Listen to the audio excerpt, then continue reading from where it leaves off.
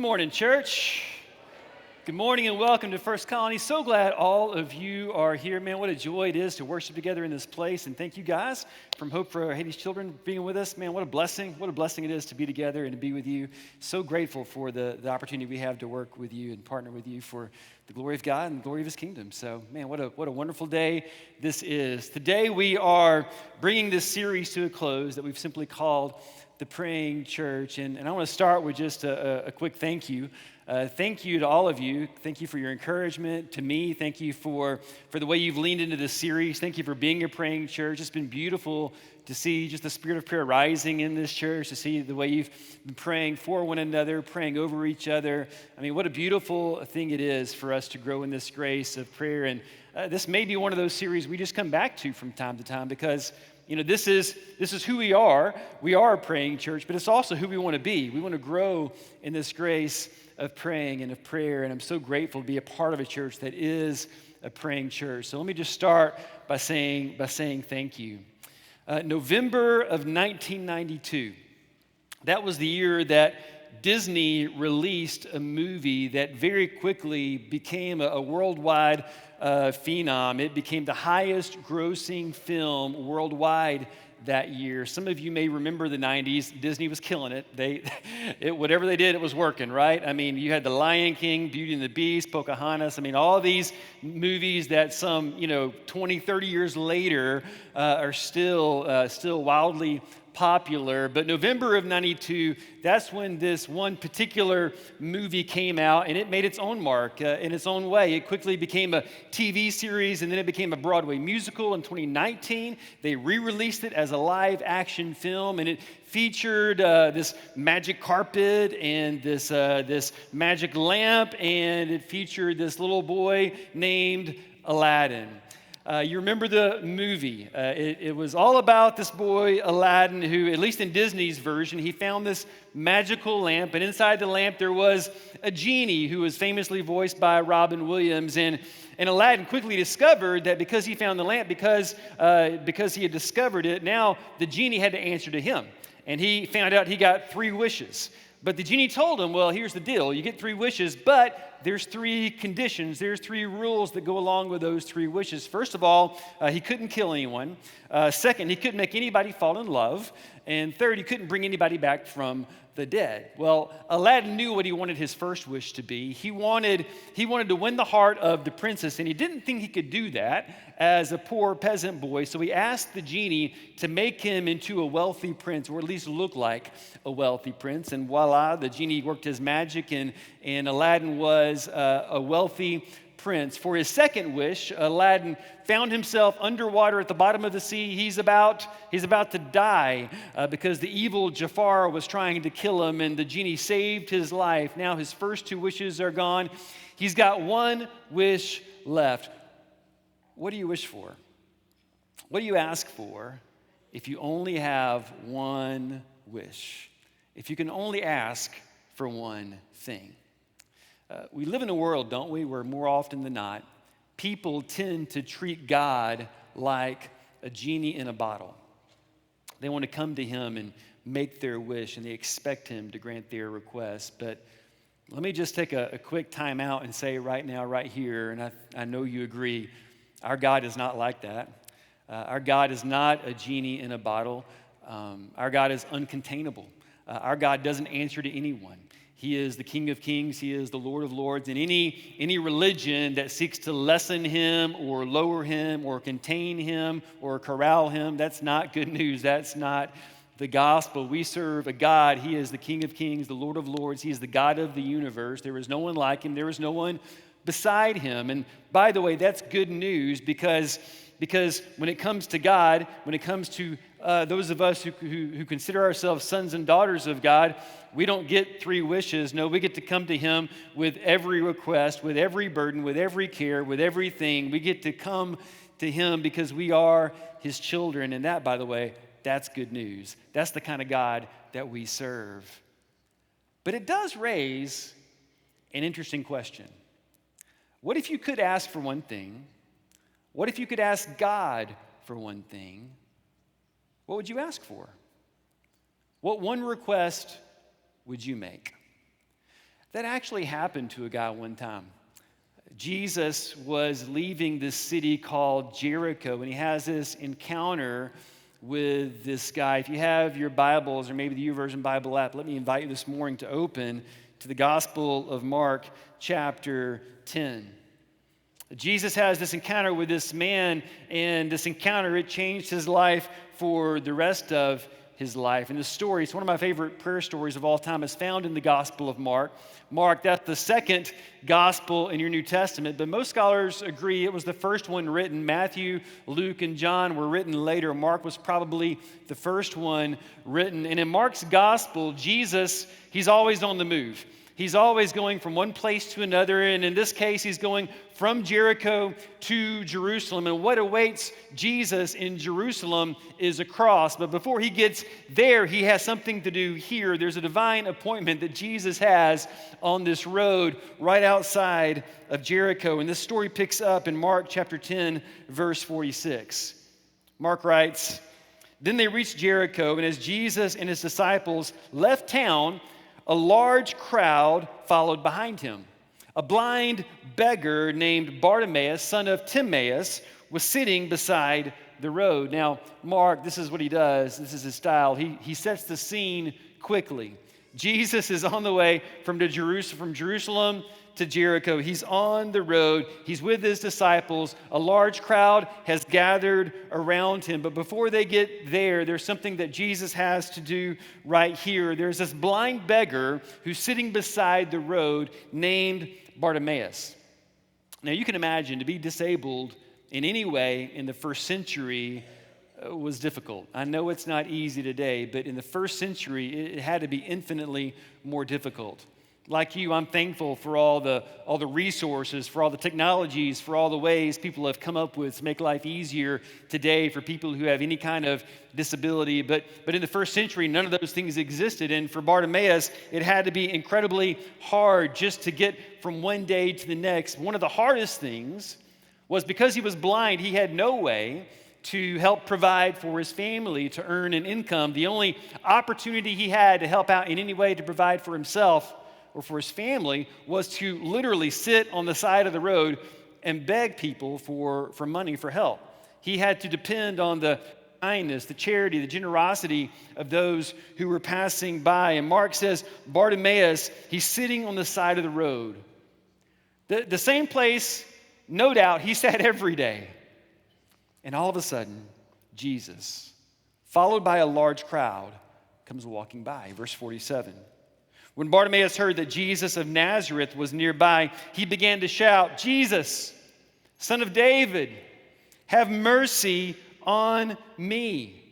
Now, Bartimaeus, he can't see Jesus, but he hears the commotion.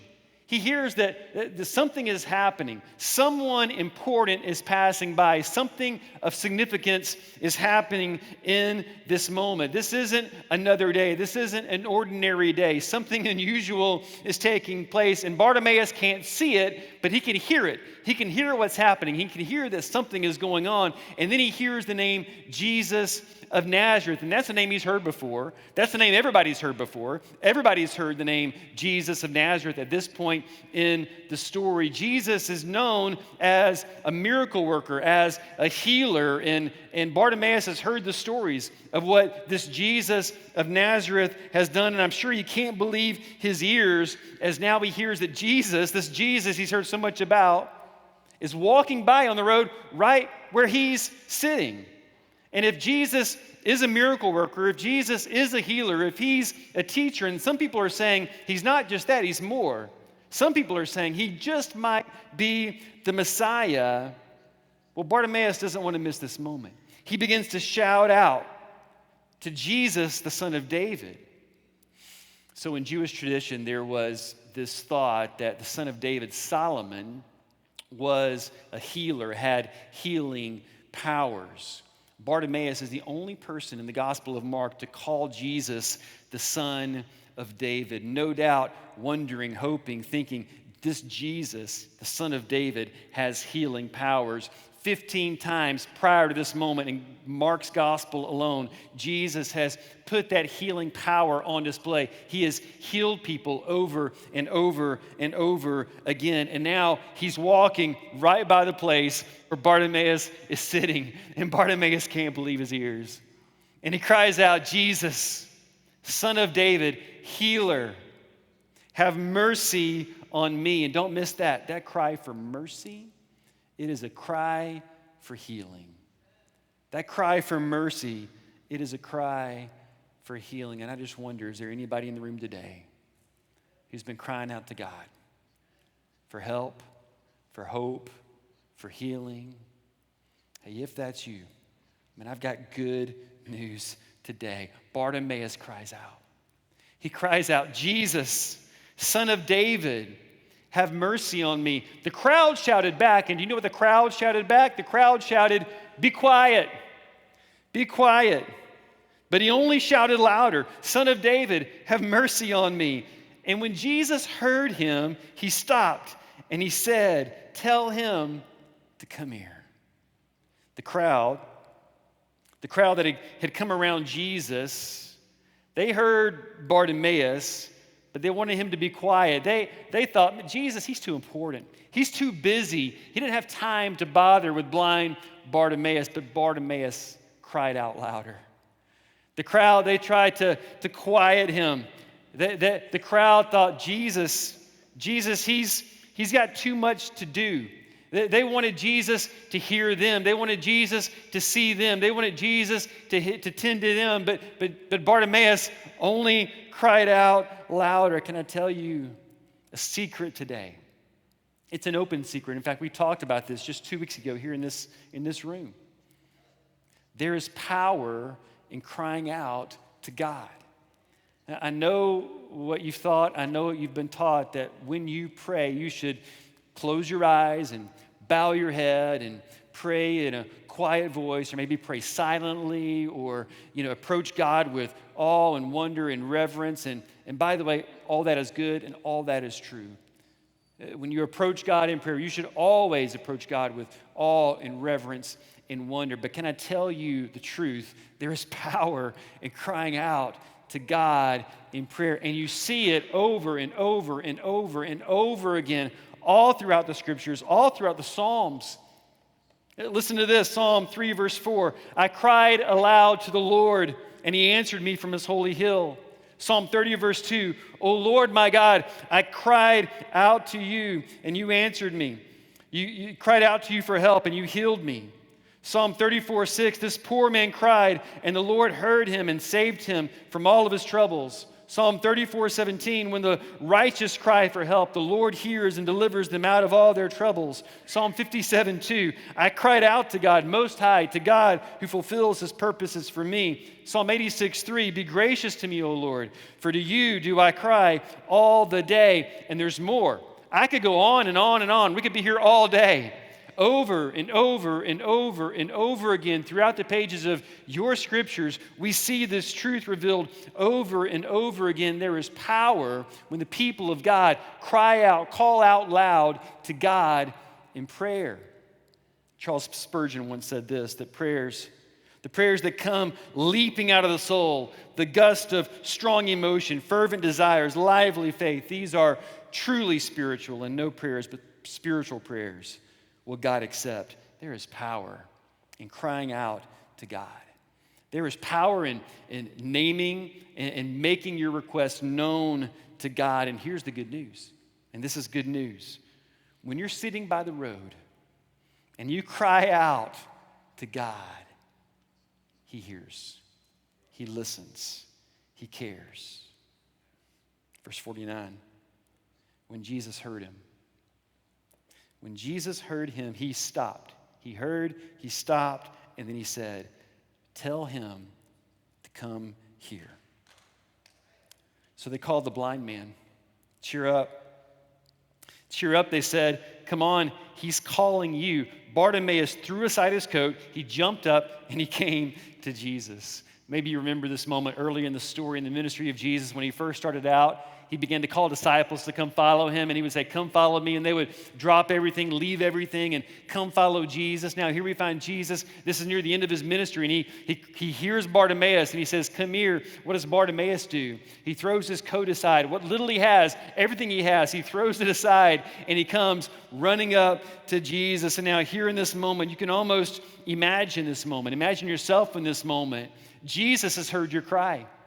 He heard your voice above the crowd, above the noise. He heard your voice, and he's called you to come. And now you're right here. You are face to face with Jesus. You can't see him. You're blind, but he can see you. You can't see him. You don't have physical sight, but you have spiritual sight. You were able to see something nobody else in the Gospel of Mark could see. You've called Jesus of Nazareth the Son of David. You know who he is. You can see something nobody else can see, even though you can't see. But there's something you can see, and you're standing in front of Jesus. And you can't see him, but he can see you. And by the way, he could always see you. He's never not seen you.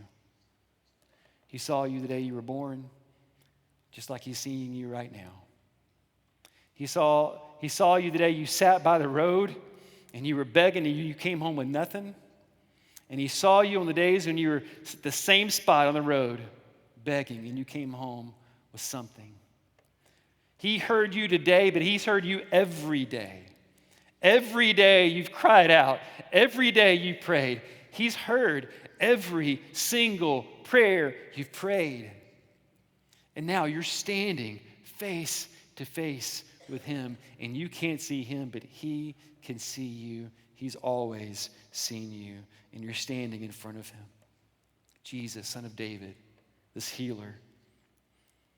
And then Jesus asks this question. Bartimaeus, what do you want me to do for you? I bet he almost whispered it because they were that close. Bartimaeus, what do you want me to do for you? And think about it. In this moment, Bartimaeus could have asked for anything. He's standing face to face with Jesus. He could have asked him for anything. This is a once in a lifetime. It had to feel that way, right? Like a once in a lifetime opportunity. He could have asked him for anything, but he knew what he wanted.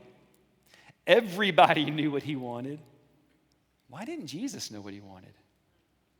Why does Jesus ask the question? The answer seems so obvious. Everybody in the crowd knew what blind Bartimaeus wanted more than anything else.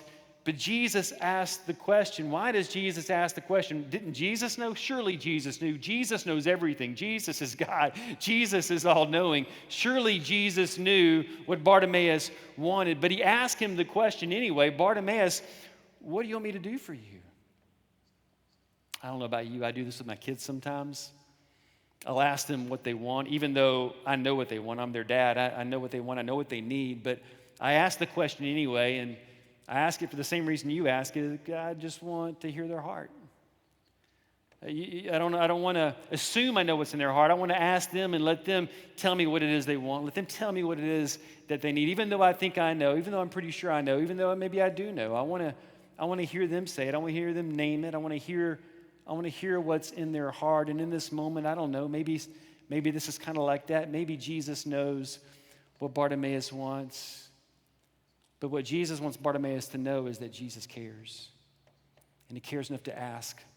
And he cares enough to listen. And he cares enough to hear the request that Bartimaeus wants to make of Jesus. He asks him, what do you want me to do for you? And Bartimaeus knows what he wants. What do you want me to do for you, Bartimaeus? My rabbi, the blind man said, I want to see. I want to see. And Jesus said, go, for your faith has healed you. And instantly, it didn't take a week, it didn't take a month, This wasn't 24 hours later. It wasn't take 2 of these and call me in the morning. No, this was instantly. The man could see. And then he followed Jesus down the road. Jesus healed Bartimaeus, and instantly he could see. And the first face Bartimaeus saw was the face of Jesus. Not only was Bartimaeus healed in that moment, he was changed. Not only was he changed, he was transformed. Mark says he went from sitting beside the road to following Jesus down the road. And don't forget this road. That road from Jericho to Jerusalem, it's about 15 miles. And what awaited Jesus in Jerusalem was death and resurrection. And Bartimaeus followed Jesus down the road. Why? Because he had been healed. He had been forever changed. And so we joined Jesus, and he walked with Jesus. No matter where that road went, Bartimaeus was going with Jesus. And I just wonder today, this morning, if you were to come face to face with Jesus, like our friend Bartimaeus, and if Jesus were to ask you that question, what do you want me to do for you? What would you say? In fact, this morning, I would just invite you to imagine yourself in this story. It's one of the ways of praying the Scriptures. You can pray the Scriptures different ways. You can take a passage, the Psalms are great, and you can literally pray the Psalms, pray a passage, pray the Scriptures. That's a wonderful, beautiful, powerful way to pray. Another way to pray is to take a story like this and just imagine yourself in the story and put yourself there. And I wonder this morning if you found yourself face to face with Jesus and Jesus were to ask you, if he were to call you by name and say, what do you want me to do for you? What would you say? How would you answer that question? Maybe some of you today, you're needing Jesus to heal your marriage or heal a friendship or heal a relationship. Maybe some of you today, you need work or you need help or you need hope. Maybe some of you today, you need healing. You need a miracle. And maybe some of you, you need to break the chains of addiction in your life. Maybe today you need Jesus just to make you brave, or you need Jesus to help you forgive that person who it's just hard for you to forgive because of what happened and what they did and what was said. What is it if Jesus were to ask you that question, if he were to call you by name and say, what do you want me to do for you? How would you answer that question? Here's what I want you to know today. What I want you to know is that when you come face to face with Jesus and you cry out to him, I want you to know that he hears. That he sees, he hears, and he cares. Jesus sees, he hears, and he cares. And just like Bartimaeus sitting beside the road, when you cry out to him, he can hear your cry above the noise of the crowd. And maybe there's a crowd around you today, and whenever you turn to God in prayer, whenever you tell people, what it is you need prayers for, what it is you're crying out to God for, maybe the crowd around you is telling you to not even bother. Maybe the crowd around you is telling you to turn to other places or turn to other people or turn to other things. Maybe the crowd around you is telling you there is no God, or if there is a God, he's got better things to do than to worry about you. Can I tell you that could not be more untrue? When you cry out, Jesus hears your voice. He hears your cry above the noise. He stops. He listens. He calls you to come to him, and he's going to ask you this question: what is it you want me to do for you? And the reason he asked the question is because Jesus hears, Jesus sees, and Jesus cares. And by the way, whatever answer you give, could I just invite you to turn that answer, that word, that thought, that idea, that phrase into a prayer? You can take it and just like Bartimaeus, you can make it into a one-sentence prayer, a breath prayer, a prayer you can say in one breath, a prayer you can pray over and over again, or you can pray throughout your day. And maybe for you, you're praying that breath prayer: Lord Jesus Christ, Son of the Most High God, have mercy on me.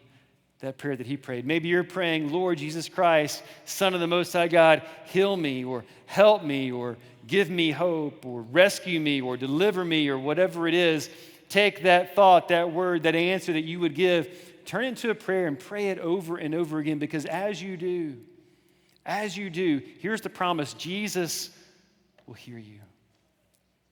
It's one of the ways we get to practice the presence of Jesus. It's one of the ways we get to practice prayer, is to take that need, that request. Scripture says, make your request, every request known to God. Cast all your cares on him. Because, why? Because he cares for you. Whatever it is you need him to do, let me encourage you, take that request, take that prayer, and make that known to God. Cry out to God. Because when you do, here's the promise: Jesus hears, Jesus sees, and Jesus cares.